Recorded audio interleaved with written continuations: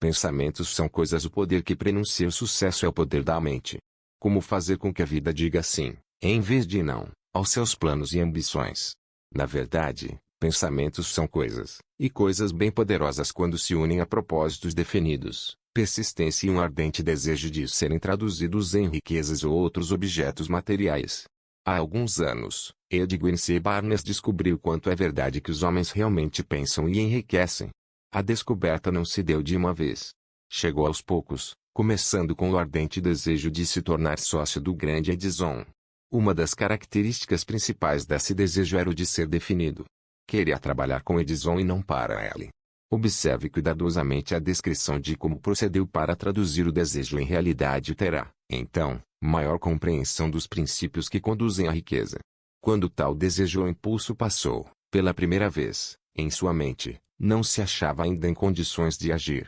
Duas dificuldades se interpunham em seu caminho. Não conhecia Edison, nem podia pagar a passagem de trem para East Orange, em New Jersey. Essas dificuldades teriam sido suficientes para desanimar a maioria dos homens, de fazer qualquer tentativa de levar avante o desejo. Mas o desejo que ali nutria não era um desejo comum. Página 8. Edison olhou para ele. Apresentou-se no laboratório de Edison, anunciando que viera para fazer negócios com o inventor. Referindo seu primeiro encontro Barnes Edison, disse esse último, anos mais tarde, lá estava ele diante de mim, parecendo um camarada comum, mas havia algo na expressão de seu rosto, que transmitia a impressão de que estava decidido a conseguir o que buscava. Eu aprendera, em longos anos de experiência com os homens, que quando alguém realmente deseja uma coisa tão intensamente, a ponto de arriscar todo o futuro numa simples jogada para consegui-la, não poderá deixar de ser bem-sucedido. Dei-lhe a oportunidade que pedia, porque percebi que resolvera não arredar pé enquanto não obtivesse êxito. Acontecimentos subsequentes comprovaram que não houvera erro.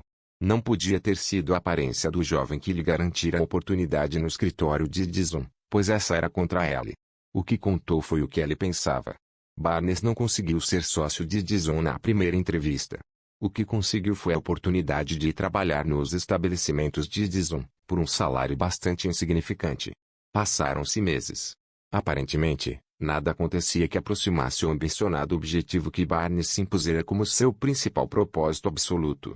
Mas, algo de importante acontecia na mente de Barnes. Intensificava, constantemente, seu desejo de tornar-se sócio de Edison. Psicólogos acertaram ao dizer que quando alguém está realmente pronto para alguma coisa, essa coisa não deixa de aparecer. Barnes estava pronto para uma sociedade comercial com Edison. Além disso, estava decidido a perseverar nisso até obter o que procurava. Não dizia a si mesmo, bem, o que adianta?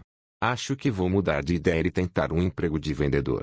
O que dizia era, vim aqui para fazer negócios com Edison e atingirei a meta, mesmo que leve o resto de minha vida. E estava mesmo decidido. Que história diferente teriam os homens para contar se adotassem um propósito definido e permanecessem firmes nele até vê-lo transformado em ardente obsessão.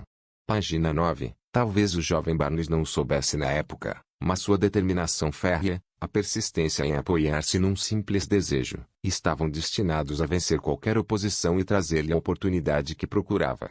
A oportunidade veio pela porta dos fundos. Quando chegou a oportunidade, apareceu de forma diferente e de uma direção diferente da que Barnes esperava. Este é um dos truques da oportunidade. Tem o hábito astuto de penetrar pela porta dos fundos, disfarçada, por vezes, de desgraça ou de derrota temporária. Por isso, talvez, e que tantos deixam de reconhecê-la. Edison acabara de aperfeiçoar um novo invento para escritório, chamado, na época, de máquina de digitar Edison. Os vendedores não estavam entusiasmados com a máquina. Não acreditavam poder vendê-la sem grande esforço. Barnes sabia que poderia vender a máquina, sugerindo a ele, que imediatamente lhe deu a chance. Conseguiu vendê-la, e tão satisfatoriamente, que Edison lhe deu um contrato de distribuição e vendas de âmbito nacional. Dessa sociedade comercial nasceu a riqueza, em dinheiro, de Barnes, mas ele fez algo infinitamente maior. Provou que se pode, realmente, pensar e enriquecer. Quanto de dinheiro lhe valeu seu desejo original, não posso saber. Talvez lhe trouxesse 2 ou 3 milhões de dólares, mas a quantia, seja qual for, torna-se insignificante comparado à qualidade maior que adquiriu, através do conhecimento de que um impulso intangível de pensamento pode ser transformado em prêmios materiais, aplicando-se os princípios conhecidos. Barnes literalmente pensou numa sociedade com o grande Edison. Pensou numa fortuna. Nada tinha para começar, exceto a capacidade de saber o que queria e a determinação de persistir no desejo até realizá-lo. O homem que desistiu cedo demais. Uma das causas de fracasso mais comuns é o hábito de desistir, quando se é acometido de derrota temporária. Todos são culpados desse erro, numa ou noutra ocasião. Página 10. Um tio de R.U. Darby foi atingido pela febre do ouro, nos dias da corrida do ouro, e lá se foi para o oeste, para escavar e enriquecer. Nunca ouvira dizer que mais ouro fora extraído dos pensamentos dos homens do que jamais saíra da terra. Fez valer seus direitos e foi trabalhar de pai e picareta. Após semanas de trabalho, foi recompensado pela descoberta do minério reluzente. Precisava de máquinas para trazer o minério para a superfície. Sem alarde, cobriu a mina, refez as pegadas que o levavam à sua casa, em Williamsburg, Maryland, e contou aos parentes e alguns vizinhos do achado. Reuniram dinheiro para as máquinas necessárias e mandaram-nas por navio. O tio e Darby voltaram ao trabalho na mina. O primeiro carro de minério foi extraído e enviado em uma fundição. O que voltou demonstrou que possuíam uma das mais ricas minas de Colorado. Com algumas cargas mais do minério, poderiam saldar as dívidas. Depois viriam os enormes lucros. As perfuratrizes penetraram na terra, enquanto aumentavam as esperanças de Darby e seu tio.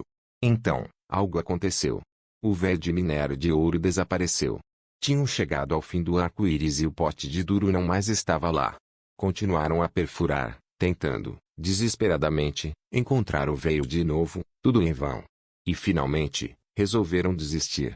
Venderam a maquinária a um negociante de ferro velho, por algumas centenas de dólares, e levaram o trem de volta. O dono do ferro velho chamou um engenheiro de Minas, para que examinasse a mina e fizesse uns cálculos. O engenheiro concluiu que o projeto falhara porque os donos não estavam habituados às linhas falhas. Seus cálculos mostraram que o véio seria encontrado a apenas 1 metro de onde os Darby tinham parado de perfurar. Foi exatamente onde o encontraram. O homem do ferro velho retirou milhões de dólares em minério da mina, porque foi suficientemente esperto para procurar o conselho de um perito, antes de desistir. Sucesso um passo além da derrota. Longo tempo depois, Darby recuperou a perda, com grande margem, quando fez a descoberta de que o desejo pode transformar-se em ouro. A descoberta teve lugar depois que entrou no ramo de vendas de seguros de vida. Página 11. Lembrando-se de que perdera a enorme fortuna por ter parado a 3 passos do ouro, Darby lucrou com a experiência, em seu trabalho, pelo método simples de dizer a si mesmo: parei a 3 passos do ouro, mas jamais pararei porque os homens me dizem não, ao meu pedido de que comprem seguro de vida. Darby tornou-se parte de um pequeno grupo de homens que vendem, anualmente, mais de $1 milhão. Deve sua persistência à ação que aprendeu com sua desistência no ramo da mineração do ouro.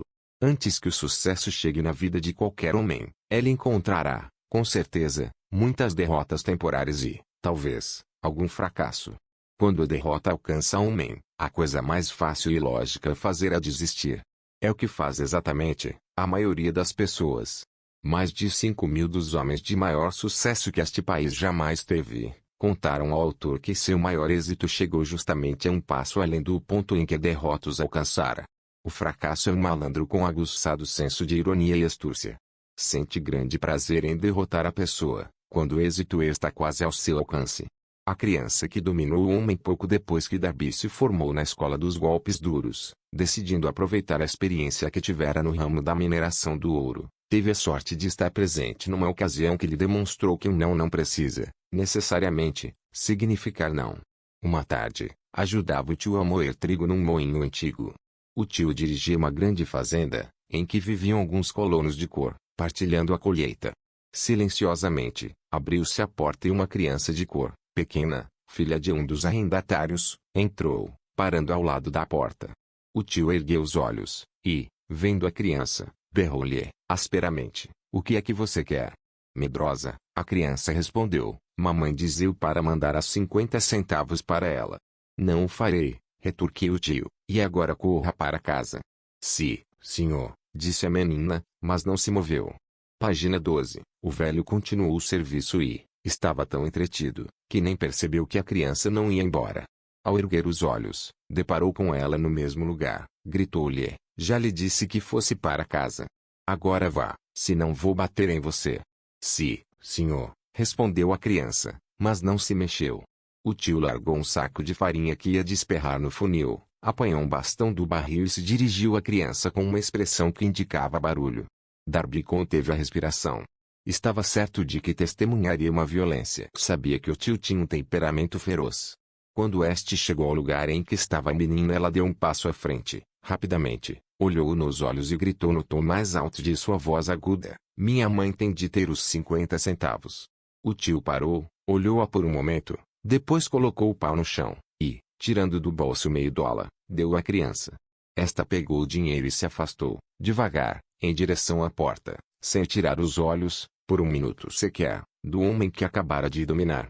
Depois que ela se foi, o tio se sentou numa caixa e ficou a olhar pela janela, para o espaço, por mais de 10 minutos. Refletia, horrorizada, sobre a surra que levara. Darby também raciocinava. Fora a primeira vez, em toda a sua experiência, que vira uma criança de cor dominar uma pessoa adulta branca. Como fizera? O que sucedera ao tio que o fizera perder a ferocidade e se tornar dócil como um cordeiro? Que estranho poder usar a criança, que a tornara dona da situação? Estas e outras perguntas semelhantes passavam pela mente de Darby, mas ele só encontraria a resposta anos mais tarde, quando me contou a história. E, coisa estranha, essa experiência em comum foi contada ontem no velho moinho, no próprio local em que o tio sofrera a derrota. O sim por trás do não. Enquanto estávamos naquele velho moinho poeirento, Darby repetiu a história da estranha conquista e terminou, indagando: qual a conclusão que tira disso? Que estranho poder usou a criança, a ponto de conseguir vencer tão completamente meu tio? Página 13. A resposta será encontrada nos princípios descritos neste livro. É uma resposta total e completa. Contém pormenores e instruções suficientes para permitir a qualquer um entender e aplicar a mesma força na qual a criança tropeçou acidentalmente. Conserve a mente alerta e observará exatamente o estranho poder que veio salvar a menina. Terá um vislumbre desse poder no capítulo seguinte. Algures, neste livro, encontrará a ideia que aguçará seus poderes receptivos, colocando, sob suas ordens, em seu próprio benefício, o mesmo poder irresistível. A percepção de tal poder pode chegar-lhe no primeiro capítulo, ou perpassar-lhe a mente em algum dos subsequentes. Pode chegar na forma de uma única ideia, ou como um plano ou propósitos. Ou, ainda, pode fazer com que volte às experiências anteriores de derrota, trazendo à superfície alguma lição pela qual poderá recuperar tudo o que perdeu através da derrota. Depois que descrevia Darby o poder inadvertidamente empregado pela criança, ele logo rememorou seus 30 anos de experiência como vendedor de seguros de vida, reconhecendo, com franqueza, que o sucesso alcançado neste ramo, devia e muito, à lição que aprendera com a menina. Darby salientou: todas as vezes que um cliente em potencial tentava levar-me na conversa, sem comprar, eu via aquela criança, parada no velho moinho, os grandes olhos fulgurantes de desafio, e dizia a mim mesmo: tenho de conseguir esta venda. A melhor parte das vendas se processou depois que as pessoas diziam não. Recordou, também, o erro que cometera, ao recuar apenas 3 passos do ouro. Mas, afirmou, aquela experiência não passou de uma benção disfarçada. Ensinou-me a continuar continuando, por mais duro que fosse, lição essa que eu tinha de aprender, antes de poder ter êxito no que quer que fosse. As experiências de Darby eram bastante comuns e simples, mas continham a resposta aos desígnios da vida, portanto, eram-lhe tão importantes quanto a própria vida. Aproveitou as 2 experiências dramáticas porque as analisou, encontrando a lição que ensinavam. Mas o que acontece ao homem que não possui nem tempo, nem vontade de estudar o fracasso, em página 14, busca do conhecimento que pode conduzir ao sucesso. Onde e como aprenderá ele a arte de converter a derrota em trampolins para a oportunidade? Em resposta a essas perguntas e que este livro foi escrito. Com uma ideia sensata você alcançará sucesso. A resposta exigiu a descrição de 13 princípios, mas lembre-se, ao ler, que a resposta que você procura, as perguntas que o fizeram refletir sobre a singularidade da vida, pode ser encontrada em sua própria mente, por meio de alguma ideia, plano ou propósito, aptos a surgir na mente, durante a leitura. Uma ideia sensata é tudo o que necessitamos para alcançar sucesso. Os princípios descritos neste livro contêm os meios e modos de criar ideias úteis. Antes de prosseguirmos abordando a descrição de tais princípios, acreditamos que você merece receber essa importante sugestão. Quando as riquezas começam a vir, vêm com tal rapidez, em tal abundância, que a gente se pergunta onde se escondiam durante todos aqueles anos estéreis.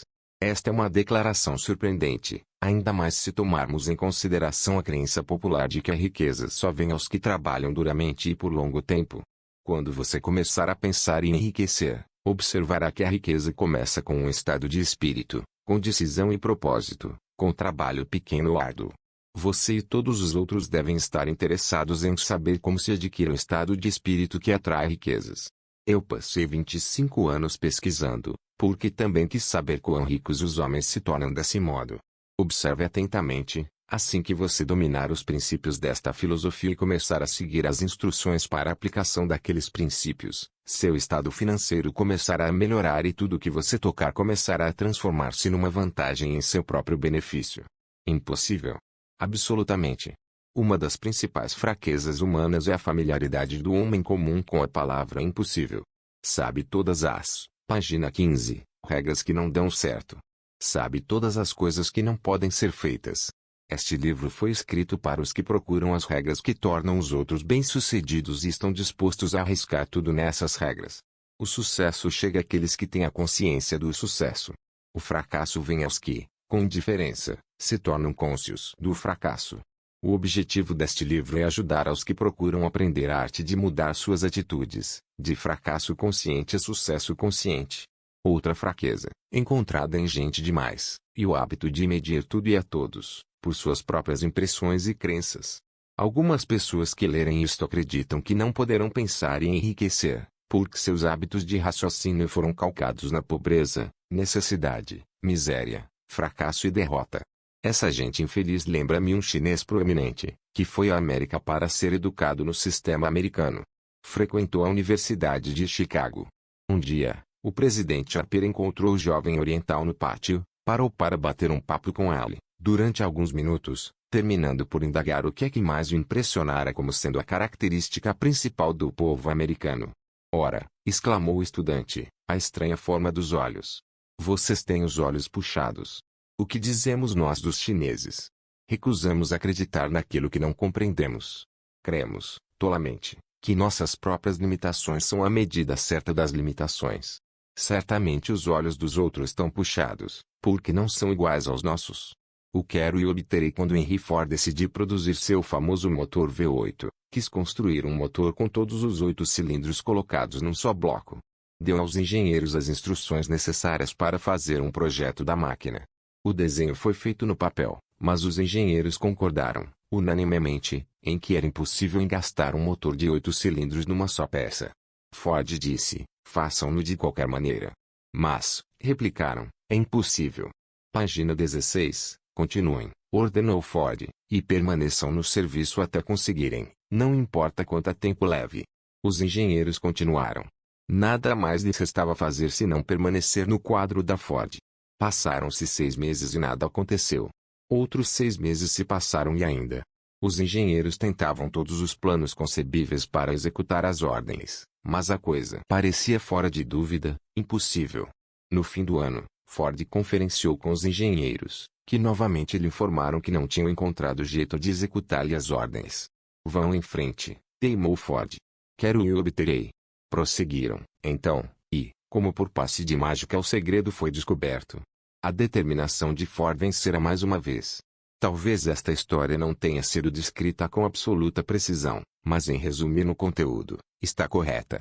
Tire suas deduções, você que quer pensar em enriquecer, do segredo dos milhões Ford. Se puder não será preciso procurar muito. Henry Ford foi um sucesso, porque entendeu e aplicou os princípios do sucesso. Um deles é o desejo, o conhecimento do que se quer. Lembre-se da história de Ford enquanto leia e assinale as linhas nas quais o segredo de sua estupenda realização foi descrita. Se puder fazê-lo, se puder apontar o determinado grupo de princípios que tornaram Henry Ford rico, você poderá igualar-lhe os feitos, em quase qualquer dos ramos para os quais tem vocação.